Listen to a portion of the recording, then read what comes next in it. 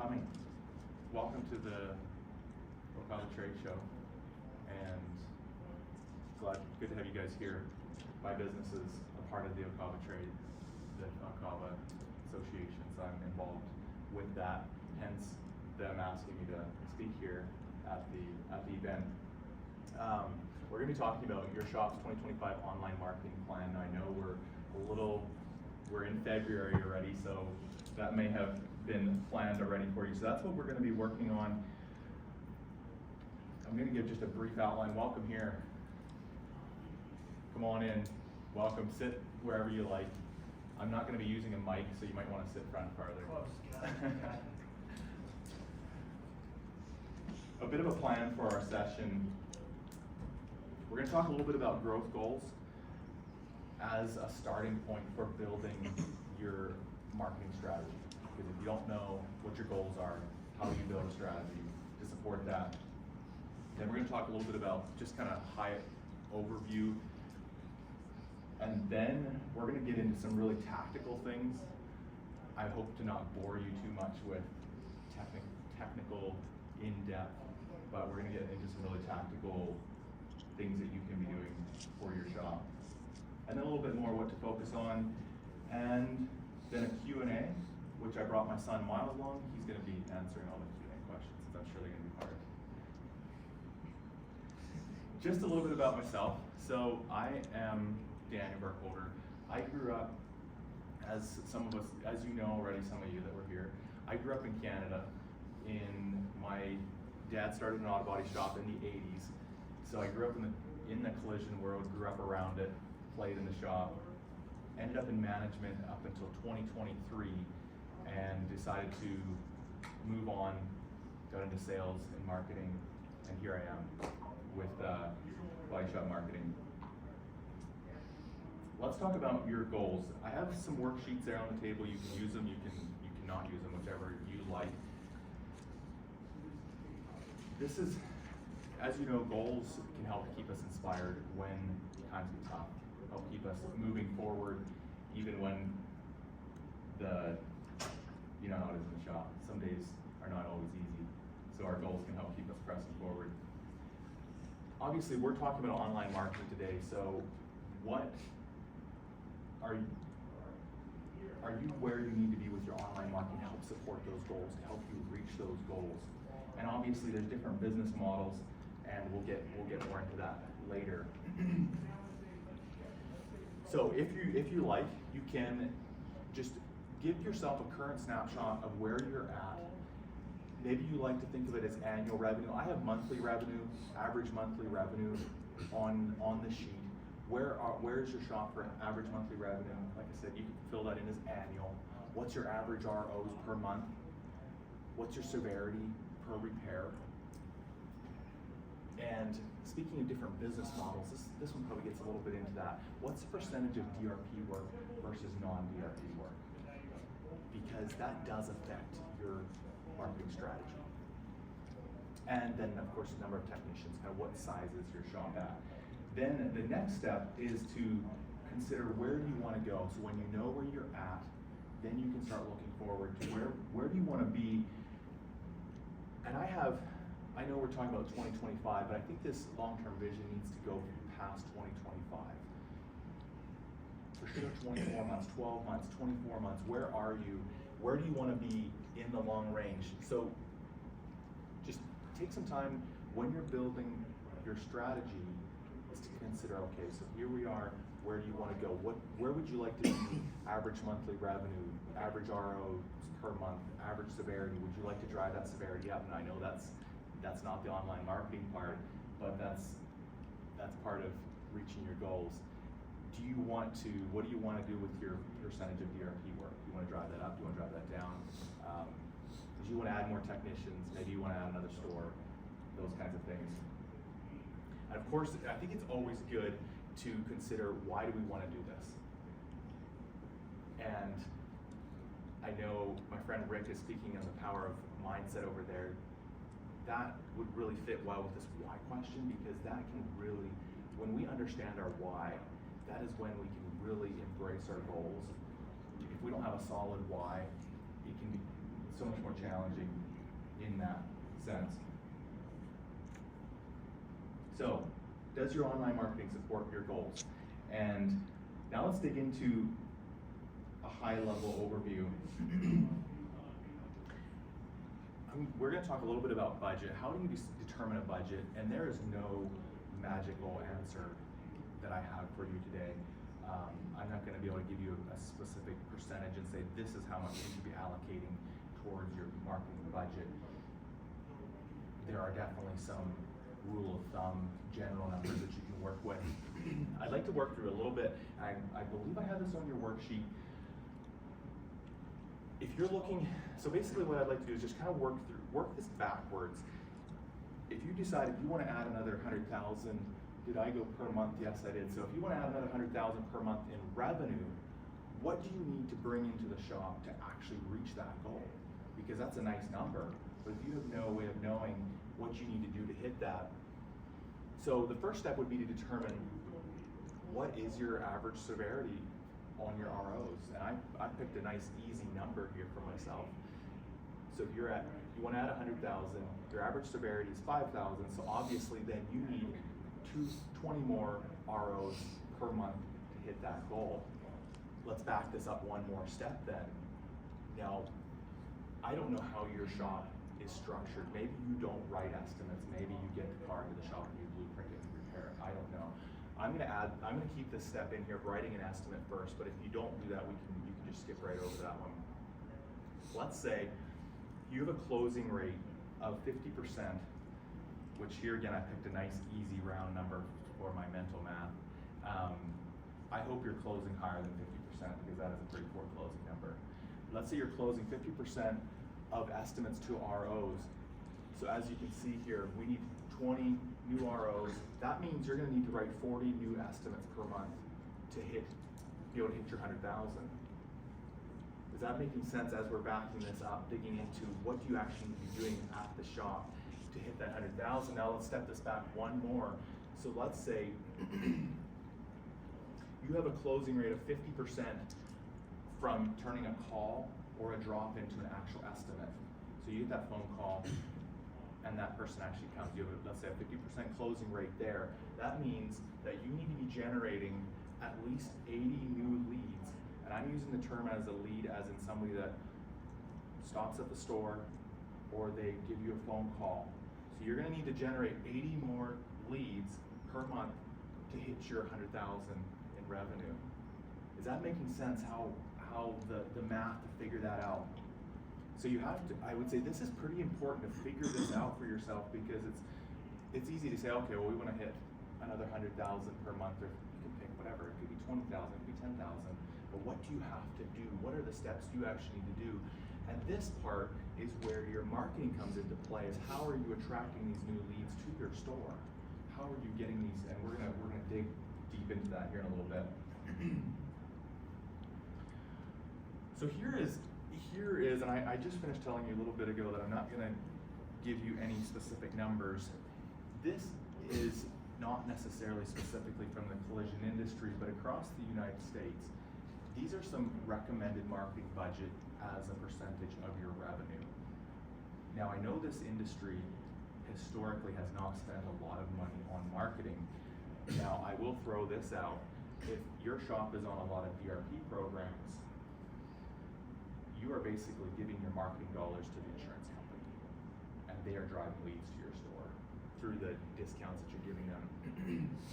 So if you're looking to maintain your market share, rule of thumb, 5% of revenue. If you're looking for moderate growth, 6 to 15%. If you're looking for aggressive growth, 15%. Well, that sounds like a lot, and that is a lot of money, especially depending how large your shop is. So here again, I'm not saying these are not set in stone, but these are some ideas to help you determine a little bit. Like I said, here again, business model comes into this. Are you a heavy DRP shop or not? Because in essence, the discounts that are going to the DRP programs are, I'm sorry, I see I got there we go, are part of your marketing plan. Okay, let's talk a little bit about tracking. Where are your leads coming from? Now, I don't know how many of you are tracking this, But I would highly recommend, if you want to build out an effective marketing strategy, you have to determine where your lead's coming from. And this typically, the best way to find this out is to have a conversation with the customer. Ask them, how did you find us? Did you find us online? Did you get a referral from a friend? Did your insurance company recommend us? Have that conversation with them. So I listed out a few.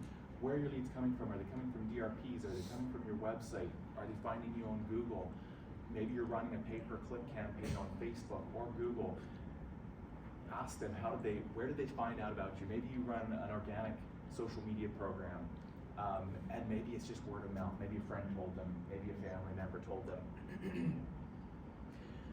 The next step, if you're tracking where your leads are coming from, then you can start determining how much are these leads costing me. So I'll just give you an illustration here. Let's say I'm spending $5,000 per month on Google Ads, and we are tracking very carefully, asking every person that's coming through the door, and I have 10 people that told me, yes, we found you through a Google ad. Welcome. We found you through a Google ad. So what did I do there? 5,000, 10, that's $500 per lead from that campaign. So very important to track where your leads are coming from, and then you can start backing it up and figuring out how much are these leads costing my shop. And you know what, these two basically run together, these 2 points. Do you know how much? Okay, no, they're not. I misread that. Do you know how much you can pay for a lead? So here again, that's getting more into your business. You need to figure out what's your profit margins, how much can you actually afford to pay for a lead? Can I afford to pay $500? Well, if your severity is $2,500, no, you can't afford to pay $500. If your severity is $8,000 per repair, potentially. So you need to figure that out. That's a part of building out a good strategy, is digging into these numbers and knowing them. All right, why are we talking about online marketing? We could talk about all kinds of things. We could talk about newspaper, we could talk about billboards, we could talk about TV, radio. Today we're talking about online marketing. I would say we need to know what the goal is of your online marketing. And I just listed out a few here. Some of them might fit you, some of them might not. It's to bring in more leads. Maybe it's to maintain market share. Maybe you've got consolidators moving into your town and you want to maintain your market share. Maybe you're looking to grow your annual revenue. Maybe you're highly competitive and you just want to beat the competition. And you know what, I get clients that they want to invest into online marketing because they want to prepare for the future. They see that maybe the DRP model is changing, maybe things are changing, and they just want to start building that foundation. Maybe you want to do that, just start preparing for the future. And you get some shops that they are actively interested in dropping DRPs, so they're looking at other ways of bringing leads into their store rather than having the insurance company driving leads to them. So those are a few things why to focus on online marketing. Any questions so far? I feel like I'm just flying through this. I have no time in front of me, so I don't know where I'm at for time. Any questions so far? Perfect. I'm just going to keep rolling then. You just stop me and interrupt me if you have a question. Here's a little graphic. Excuse me. And I forgot to bring my water up here. So as you know, a lot of searches are going on mobile, on your phones. Most people are finding you on their phones. There's a few people that are finding you on desktop, but a lot of people are finding you on their phones. This little graphic is just trying to break down some statistics. So I'm sure you're all familiar with the paid search results, which Google is calling sponsored now. You know, it says sponsored. They changed it from paid because people don't like seeing paid. So they changed it, softened it just a little bit. Well, guess what? Only about 10 to 20% of people click on the sponsored because there's a lot of distrust in that. A lot of people will scroll by. I see heads shaking. Yeah, I'm kind of that way because I know people pay for it. Unless I just feel like making them pay for it. Like, I'll scroll right on past. So as you can see here, I'm not saying that Google Ads is a bad idea, but we have to take this into consideration. A lot of people go by that. They want to see the organic results, and that's where a large portion of the clicks and calls on desktop and mobile are going to this spot right here. And this is in the map section, so no matter if you're on desktop or or on your mobile, if you're in Google Maps, or if you're in a Google, let's say you're on Google Chrome on your phone, Google gives high priority to that map section. So that is number one, the highest real estate that you want to be in online with your shop. And as you can see here, 70 to 80% of the calls and the clicks go to these 3 shops. So if you're not in these 3 shops online, you have basically fallen off the map. Yes. How do you make sure you're in that top 3? So we're going to dig into that. We're going to dig into that just a little bit. We'll dig into that a little bit here, Kenna. Another interesting statistic is 38.9% of the clicks and calls go to the number 1 shop, and then it's, if I remember right, 18.7% go to the number 2 shop, and the number 3 shop gets around 10% of the clicks and calls. And then if you have to click like more business, more locations, Google's constantly changing that button. But if you have to click to go into the 4th, the 5th, 6th, 7th, most people don't even go there. So as you can see, very important to get yourself ranking in this section right here, because if you're down too far, you're gone. You're not even being found. All right, let's go dig into this deeper. So number 3, online options and tips. So first of all, we're going to talk a little bit about your website. Number 2, your Google business profile. Number 3, Facebook. 4, Yelp. 5, CarWise. And 6, Google pay-per-click campaigns. I don't necessarily have these in the order of importance, but I would say the top 2, especially with the type of industry and with the collision repair, we're not in a wants-based industry, we're in a needs-based industry. People suddenly need us. We're not trying to get people to come to our store to buy a new jacket. It's a different type of industry. We're in a needs-based industry. So I would say number 2 and number 1 and 2 are probably some of the highest priority, because when people are searching, they're very high intent. Apparently they have a need right at the moment, so you need to be ranking there. And that's where we're going to spend a lot of our time, is on number 1 and 2. We will dive into the others a little bit as well. Okay, let's just talk a little bit about your website. There has been the idea out there that the website's really not that important. Your Google business profile is the most important thing. I would say, from our experience, it's a twofold thing. It's a combination of your Google business profile, it's a combination of your website. The website is the hub. I see I'm standing in the way. It's basically the hub of where Google finds information about your shop, because Google can't just magically find the information about your shop, what to rank your shop for. Let's say you are a restoration shop, which I don't know that any of you are, but let's say you're a restoration shop. Google doesn't know that unless it's maybe in your name. So you really want to have content on your website that tells Google exactly what your shop does, the different key services. Now, I see some websites, shops, that they've got a page for headlight restoration. Now, I don't know about you guys, but I'm guessing that's probably not one of your main services is headlight restoration. Like, do you really want to be ranking on Google? You want to have a whole page on your website about headlight restoration? Probably not, because a large portion across the country, I'm probably getting a little ahead of myself here, but from my research across the country, I would say it's around 80% of the people are still searching the auto body topic when they're looking for shops. So I know a lot of you might be collision centers, you might be collision repair shops, but you still want to rank for auto body because people are still searching for it when they're looking for you. I'm getting ahead of myself there, but anyways, let's carry on here. Just a few tips for you on, and some of this might be too technical for you, and you might need to hire somebody, or maybe you have somebody that's working with you already. This hopefully will give you a few maybe questions to be asking them about, okay, how are we doing with our website? Because your website is definitely an important part in making sure you're ranking organically when people are searching. So this slide is about your on-page SEO. Now I'm getting into the weeds here, so if I see eyes glazing over too much, I'll try to just speed up and carry on here. We have basically 3 parts of search engine optimization when we're working to get shops ranking. We have on-page, we have off-page, and we have technical. So this is on-page.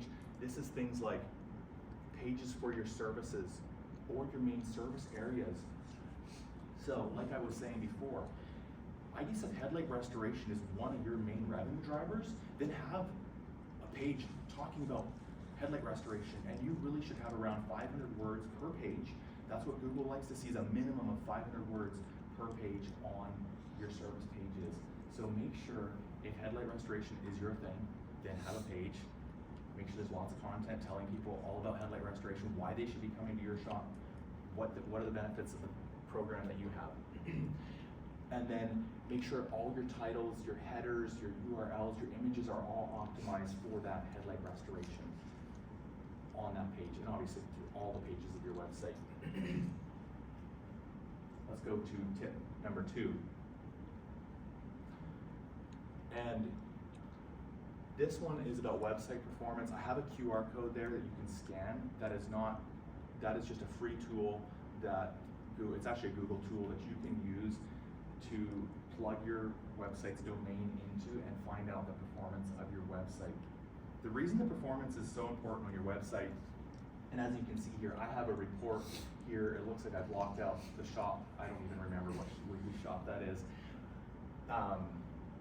The performance is important for 2 reasons. It is important for, okay, let me ask you a question. How many of you have been on a website and it took about 10 seconds to start loading and you just clicked back and you got right out of there? Absolutely. We don't want to hang around for 10, 15, 20 seconds waiting for a website to load. We're gone. So that is point number 1. That is number 1 reason why your performance, this performance is all about the loading speed, how quickly that thing loads up. As you can see, this shop is doing rather poorly. I can see I was on their desktop version. This tool gives you the option to check the mobile speed and the desktop speed. Typically, you'll see the desktop is faster than the mobile. Okay, so I said point number 1 for performance is for user experience, actually getting the person to check out the website. Reason number 2 is Google is also monitoring this, and if your website has a poor performance, poor loading speed, they will rank you lower. So you really want to make sure your website is performing at top speed, because those 2 reasons, user experience and Google is also watching that. So it's part of this optimization of getting you on page 1. Okay, tip number 2. Here again, this one is probably getting pretty technical. So, like I said, whoever's managing your website, be talking to them about this. Are you building website authority? Do you have a link building strategy for your website to build those backlinks pointing back, part of your off-page SEO, pointing back to your website? Maybe you have a blog post that you're posting about, and here back to my headlight restoration illustration, maybe you have a blog that you talk about website or headlight restoration, or maybe you talk about other types of things. That's a really good way to build authority and help to build your off-page SEO. Tip number 4. This is just, here again, a couple free tools that I highly recommend. If you're managing your own website, or if somebody's managing your website for you, make sure the Google Analytics is set up. Free tool. Make sure your Google Search Console is set up. Another free tool. Make sure both of those are set up. Basically, the analytics is going to be monitoring how much traffic are you getting to your website, what pages are they visiting when they're there. The other one is your Google Search Console. That is more telling you how people are finding you, what phrases are they searching, and they end up at your website. So the Search Console almost takes it a step before when people are actually, you can start seeing what are people searching and ending up at your website, which helps you to know what to optimize for. And like I said, you're going to be optimizing for auto body as a topic. That's the one that drives the most traffic. Point number 3, this is probably, if you have somebody running your website for you, is I would highly recommend having a call tracking phone number set up. Basically, it's a tracking number that is on your website. I'm sure you've probably seen this, where it's a different phone number than necessarily maybe what the shop phone number is, but it forwards directly. The user doesn't know what's happening, but it's tracking where your phone calls coming from. You can start back to that when you're building your budget. Then you can start seeing, okay, well, we're generating 20 phone calls from our website. You're driving some pretty decent traffic. Now, obviously, that varies from if you're in a city or rural shop. All right, this little diagram gives us a little bit of an illustration of why your website is so important. Here again, Google doesn't give us this information. They try to keep us in the dark as much as possible because they don't want us gaming the algorithm, gaming their system. But for local organic ranking factors, and this is coming from people much smarter than me, they figure it's around 62% of the signals going to Google are coming from your website for your local organic ranking factors. So just a kind of a visual to show how important it is. All right, looks like I'm jumping right into Google Business Profile. So here, this is another very, I would say pillar number 2 for local search engine optimization is definitely your Google Business Profile. There's some really cool features that most shops are not using, and about any shop owner I talk to that's interested, I try to help them explain some of these things to them. So I'm gonna just walk you through this. Make sure your business profile is filled out very thoroughly. A few things I would point out is fill in that description. I was gonna say don't talk about headlight restoration, but if that's one of your main services, then talk about headlight restoration in there. Here again, we want all these signals that we're driving to Google to be about all your main services. And if you're a collision repair center, make sure you talk about auto body repair in there. Even if, let's say, because remember, about 80% of the traffic is auto body, so you wanna make sure, talk about your main services in there. Here again, you wanna make it very readable. You don't wanna just have points, 1, 2, 3, 4, 5, 6 of all your services listed out. Write a really thorough description. The other one that I wanna point out, I'm not seeing it here on this one.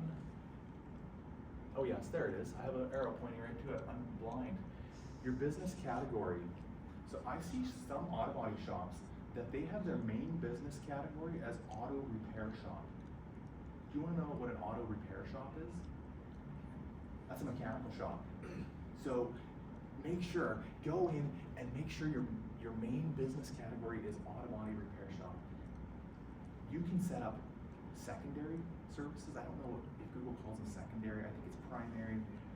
You can list off other services under that, but make sure your number one, your primary one is auto body. Don't have auto repair. You don't want to be ranking for auto repair because when people are searching for a mechanic shop. So definitely, that is very important. All right, let's look at number 2. Utilize the question and answers on your shop's Google Business Profile on your GBP. You might not even know that your shop has this option, or have you gotten like some really crazy questions on your Google Business Profile? You may have had some really off-the-wall questions getting asked there. You can actually go in and seed your own questions and answer them. This is a really cool tool to send signals to Google of exactly what you want to rank for. Here's an illustration that I have. You can go in and ask this question: do I need to take my wrecked car to the collision repair shop? So see that, collision repair shop? I specifically have that in there. My insurance recommends. And then you can go in and answer it however you like. You can say no, or you can say, well, yes, of course it's no, but you can say no, and then make sure you include all those keywords. Like, no, you can take your car to whatever auto body shop in your town that you want to, or in wherever, in Oklahoma City, auto body shop in Oklahoma City. So there's a keyword phrase that people are searching. Very cool tool. I see very few shops using this. So I would say it's free. Like, why wouldn't we, other than I know you guys are busy and it gets forgotten, but that's a cool little thing. Here's another one that I see very few shops using. I do see it occasionally. I would say I see this one more often than I see the Q&As being used. This is a post update. So it's basically like a Facebook post. You want to have a picture, and then you can, okay, I should have a picture here of an actual one, but anyways, you add a picture and you write a little post. You can actually, if you're posting on Facebook already, you can take your Facebook posts and plug them right into here. This is a really cool tool. Here again, focusing on those keyword phrases that you're wanting to rank for. Make sure you're using this. I would highly recommend, don't be going and grabbing stock photos off the internet here. Go actually out into your shop, sweep the floor, whatever you need to do, make it look nice. You don't have to make it look like perfect, but make it look nice. Take a picture and and then load it up here. I would highly recommend doing that a few times a week. If you can maybe have, I don't know if you have someone in your store that could do that, just kind of get into a rhythm of doing that, doing a Q&A, doing some Google update posts. So this is, just to reiterate, this is all about getting you ranking on that. Remember that little picture of a phone that I had up here? Getting you ranking in that local organic search results. This is all about that.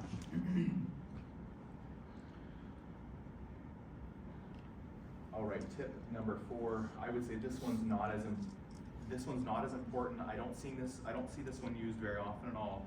It's kind of an off-the-wall idea. You can add products. So I know you guys probably aren't selling any products per se, but could you sell a package service like free estimates? I don't know if you do free estimates. Let's say you do free estimates. Why could you not have that as a product on your Google business profile? People can go there, and here again, we're sending signals to Google telling them exactly what do we do. Now I know it's going to be really challenging for a collision repair to put a price in there, but maybe just put $0. And you can put a little description here, call us for details. Anyways, another little thing that you can be doing to send those signals to Google through your Google business profile, what to rank you for. And tip number 5, I'm sure you have heard this one before. Everybody preaches Google reviews, right? They are definitely part of the puzzle, but I will tell you this much, they are not the only piece of the puzzle for getting your shop ranking organically. I see there's shops they'll have hundreds of 5-star reviews, but they're still not ranking well. So it is part of the puzzle. So definitely highly recommend it.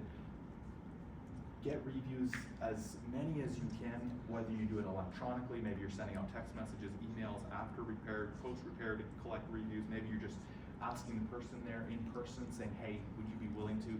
Maybe you have a little QR code that people can scan and leave your review.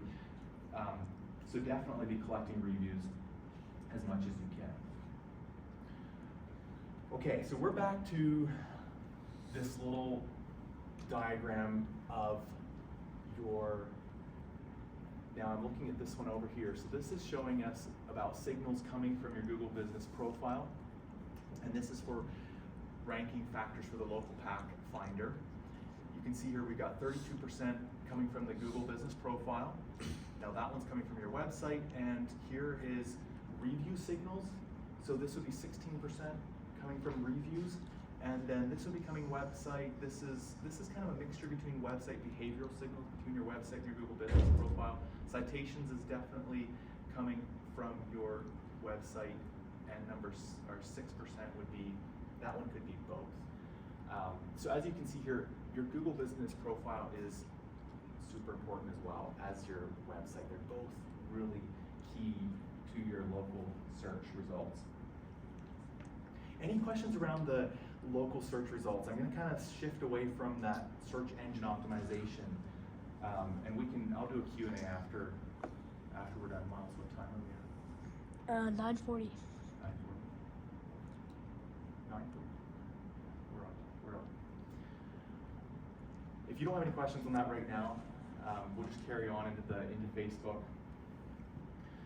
Here again, I would say Facebook, and here, this is an opinion, I don't charge for my opinion. Facebook is a good branding tool. You don't have many people, I don't think you're gonna get many people coming to your shop and saying, oh, I searched on Facebook and found you, and when I had an accident. But it's a good place to be in the community. It's a good branding tool. And that's where I would recommend being on Facebook. If you don't have a Facebook page, or if you do, maybe go back and review, make sure your account information is filled out properly. The one that I really want to highlight for you is this one right here, the service area. So you can actually plug in different towns, different cities. So if let's say you're in a more of a rural area and you serve 5 different smaller communities around you, make sure they're included in that, just in case you have somebody happening there to find you. Obviously, make sure you have links to your website anywhere else that you are online.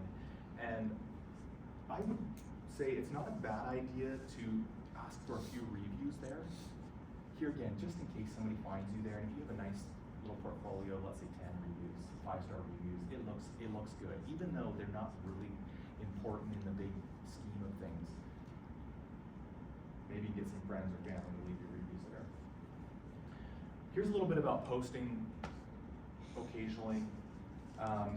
I would say if you really want to get aggressive about your Facebook marketing, organic marketing, I would say probably a minimum of 3 times per week, maybe even more.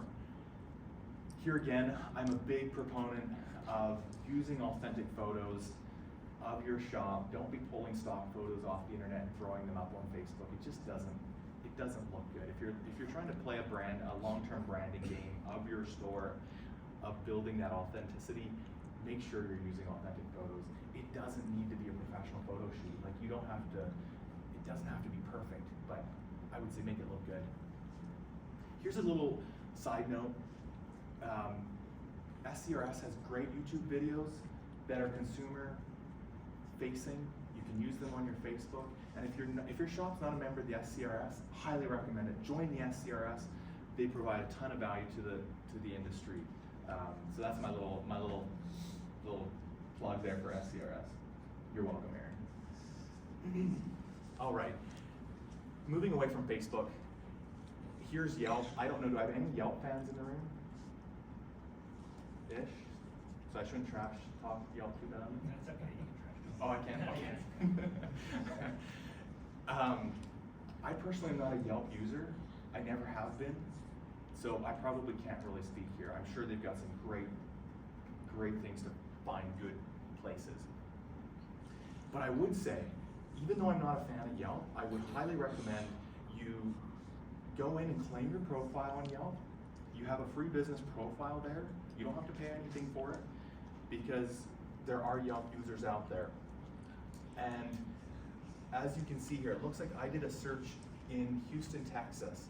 So right below the map pack, this is on my desktop, right below the map pack, see the #1 ranking website? It's Yelp.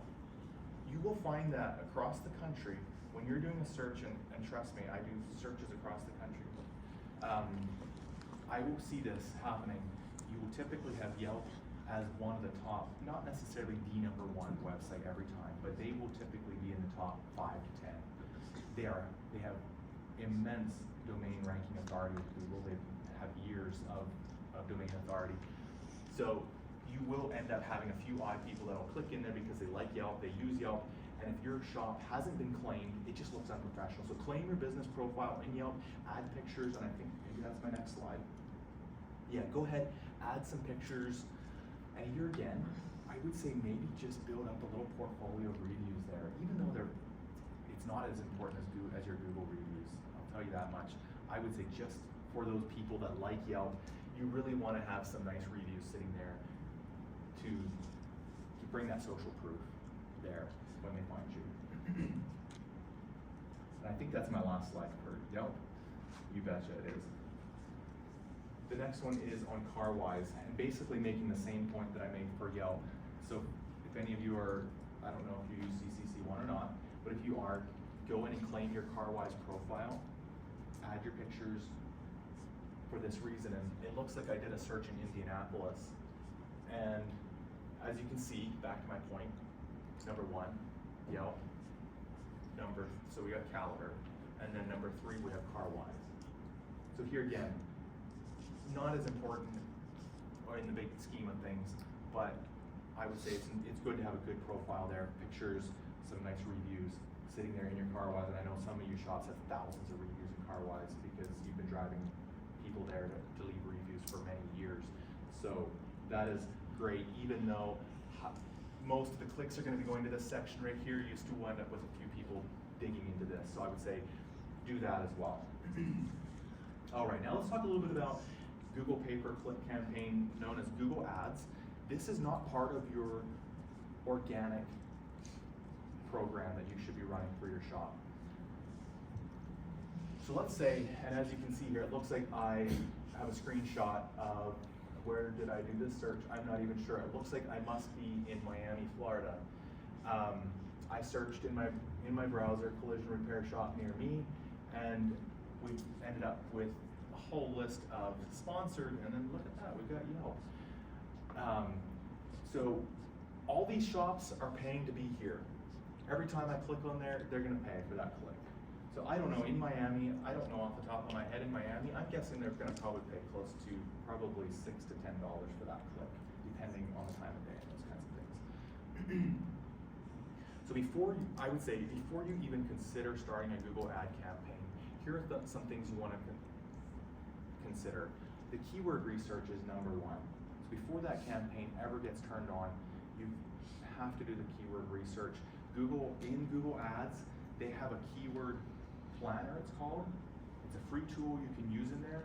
Go ahead, use it. There are other software that you can buy to do this, that us marketing agencies use as well alongside of that. But I would say keyword research is so key to this because, well, let me give you an example. If you don't do your keyword research right, you don't set up your Google ad campaign right, somebody searches cheap auto body repair in Oklahoma City. Do you want to rank for that? You want to spend $10 to get that click? Absolutely not.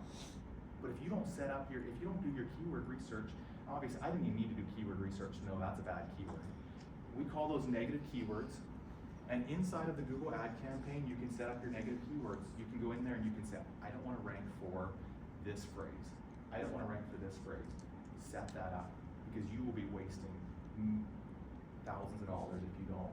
And another thing, if you really, for you technical people that like setting up your own Google ad campaigns, is Google gives you three options. You can do broad phrase, you can do broad match. So let's say I run my Google ad campaign and my campaign is built around auto body repair.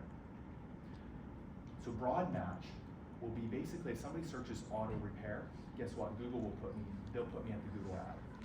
Boom, I pay for that click for auto repair. That's a broad match to the auto body repair. You can do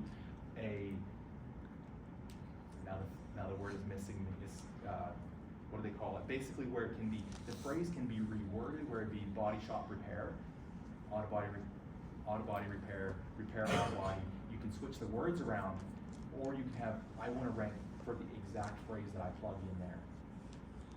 So I was just talking to a guy yesterday, and he had that experience where he was broad matching, a lot of broad match, and guess what? He was getting flooded with calls that were just trash, like totally trash. So you can burn through a lot of budget if it's not set up properly. Yes. Is it safe to say you do this keyword research and you set up a campaign, but is it also a good idea to use that research and make sure you have those keywords on the website and your Facebook and your Yelp and all the other places, right? Yeah. Because ultimately Google is still pulling, and maybe that's a way to utilize more organic 100%. leads even. Like, so even if you don't set up a Google campaign for paid ads on Google, Yes. you can still use that research to your advantage. 100%. Yes? Okay. Absolutely, yes. And that's yes. Let's say you're building a brand new website or you're redoing your website, keyword research is key. No pun intended, but it is. You've got to do your keyword research. What are people searching in your area? Because I'll do searches in different cities or different areas across the country, and people are using different phrases to find shops, believe it or not, in different cities. So you want to know what people are searching in your city, not just across the country, because it is different. Great point. Here's my tip number 2. I think it's my final tip. I could get really buried on this one on Google Ads because it's such a Google Ads is complicated. And I will just say this: you will get people calling you from Google Ads. I would be highly skeptical to necessarily just follow their advice. A lot of their advice is going to be, you're going to need to up your ad budget. You need to up your ad budget. Well, do you know why Google's doing that? Do you know how they're making money? It's from you. That's the only way they make money, is by selling ads. So I was talking to a shop owner a couple weeks ago, and he and I were on a Zoom call, and he shared his screen, and he was in his Google ad campaign, and he didn't know how much he was spending. He was just getting $500 coming off of his Visa every once in a while. So I got him to take me to the place where I could see what he had his budget set at, and he was at a budget of over $5,000 per month, and he had no idea what was going on. I'm just like, dude, you gotta turn that thing off. And Google was telling him, you need to spend more money. That's what the advisors were telling him. You need to up your ad budget. You need to up your ad budget. No, don't up your ad budget. Before, you gotta get this thing set up properly. Start with maybe $2,000, set the campaign up properly, then work tracking it and driving your ad budget up from there as you have proof that it's working. So anyways, point number 2 is you've gotta track this thing. You gotta track it. So there's a few different, Google gives some tools inside of the Google Ads. Set up all those tracking tools inside of there. If you're driving them to a specific landing page that's been built for the campaign, then have tracking there, have call tracking phone numbers on that campaign. So I would say the 2 takeaways I would say for this is your keyword research and your tracking is really important to building out an effective Google ad campaign. All right, that's it. What are your takeaways? You don't need to tell me, you can write them down. What are some things that you'd like to think about? Maybe there's some low-hanging fruit that you think of that you can be doing at your store. I would say plan out your focus.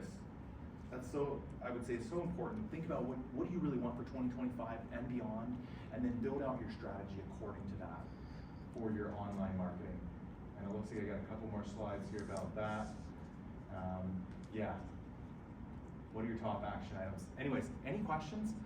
We've got lots of time. You can go, you can stay. Like I said, Miles is going to be in charge. Question for you. Yes. Well, it's a 2-part question. First part is I've been given advice, and I'm curious, like, to hear your opinion on this. It's free. So, some of the advice that I've been given over the years is that it's important to have a profile or a page on everything. So, like, even like TikTok is a good example of, like, even if you don't use TikTok or X or Twitter, all those things, you don't use those things, but you still need to have a profile because that's how Google's going to find you. And so I'm just curious because that feels like hard to manage, and Right. there's always new things coming and going. And Pinterest was a big deal. You know, I'm curious what you think about that. So from a search engine optimization side, it is good. Is it the biggest part of the puzzle? Not necessarily.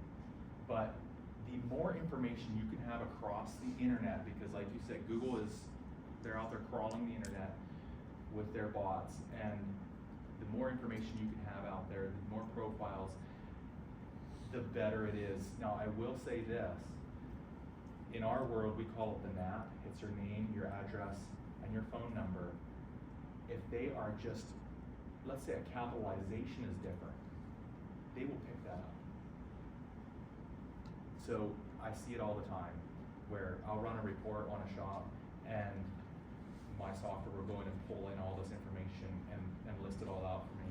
And I'll have the shop name will be just like, maybe the one will have LLC on the end for some reason. Boom, that one gets flagged.